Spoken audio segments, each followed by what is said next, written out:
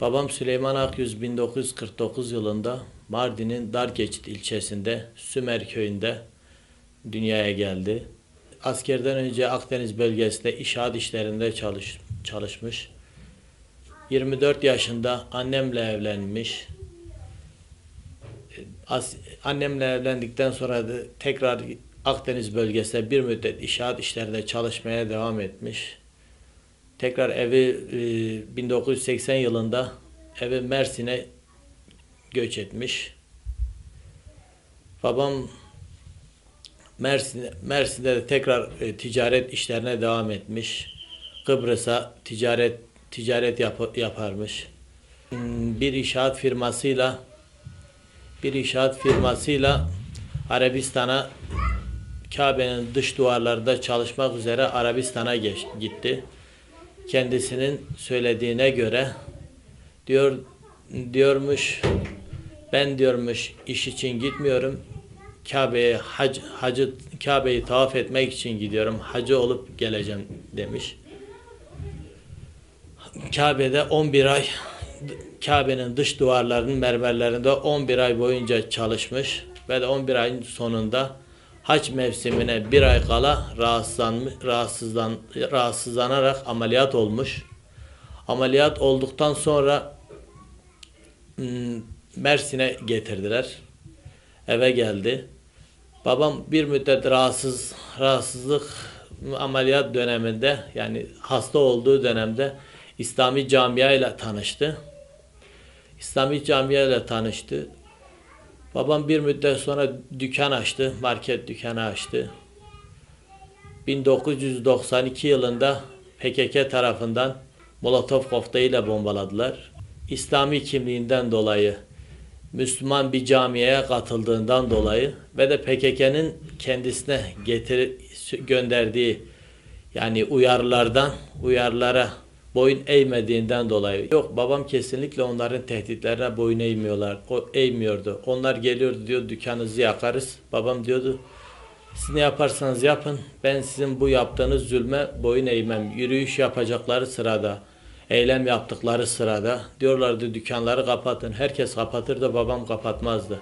Onlara boyun eğmezdi. Onlara derdi bu halka zulmetmenize size müsaade etmem derdi.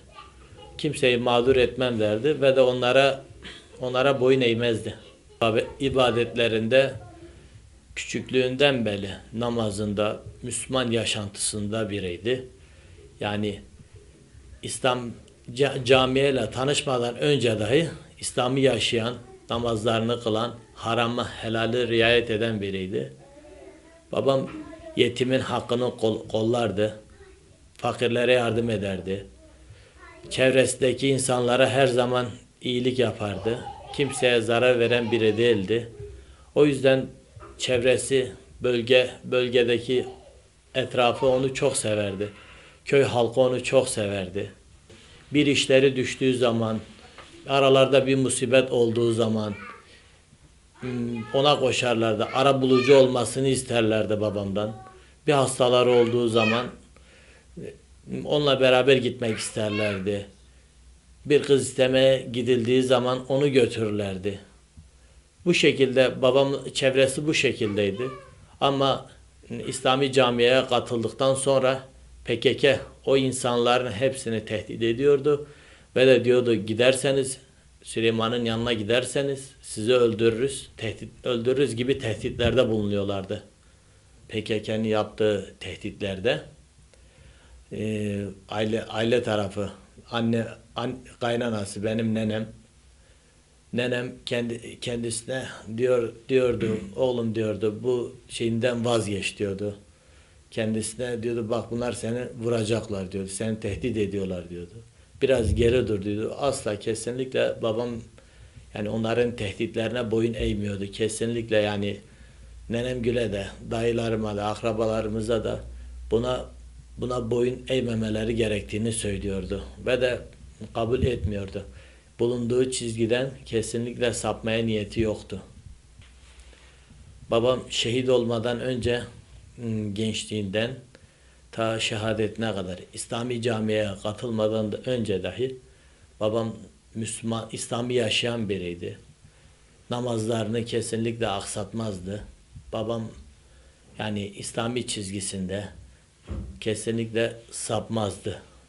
Camiye katıldıktan sonra tehdit ettiklerinde dahi kesinlikle onlara hiçbir şekilde boyun eğmezdi ve de şehadeti arzulardı.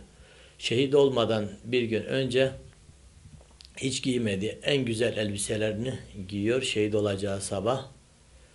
Ve de 20 Şubat 1993'te marketine giderken, marketi bize de haber etmeden markete giderken orada PKK militanları tarafından taranarak şehit ediliyor. Babam şehit olduğu zaman kardeşim, 7 kardeştik. En büyüğü erkek abimdir. Ben en küçüğüm, bir büyüğüm. Abimin bir küçüğü kızdır ve 6 erkek, bir kız olarak 7 kardeştik. Kardeşim o zaman en küçüğü 2 yaşındaydı. Ben 6 yaşındaydım. Bu şekilde ya en büyüğü de 15-16 yaşlarında civarındaydı. Babam şehit olduktan sonra arkadaşları tarafından şehadet, yani onlar dediler biz şehit ettik onu, yani vurduk onu. Onlar bu sahipsiz kalacak diye zannettiler. Halbuki öyle olmadı. Onu şehit ettikleri zaman çok kalabalık bir şekilde arkadaşları tekbirler eşliğinde defnetti babamı.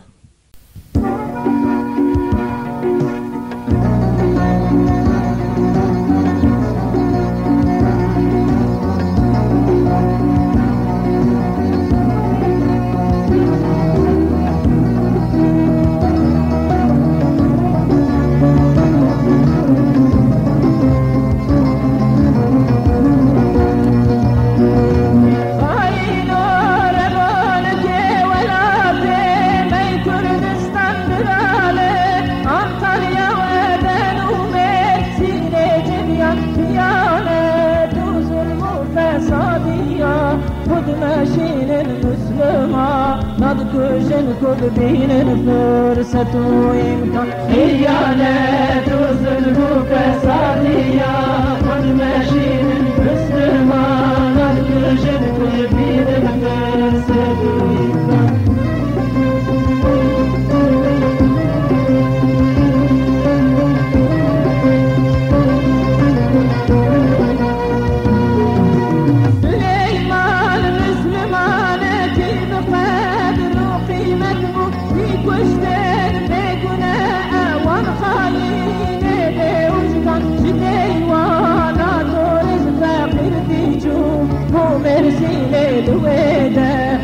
شاهد بو برايم ميسليم جردي وانا تورج ما كنتي شوف ونسيني من وداد شاهد بو برايم ميسليم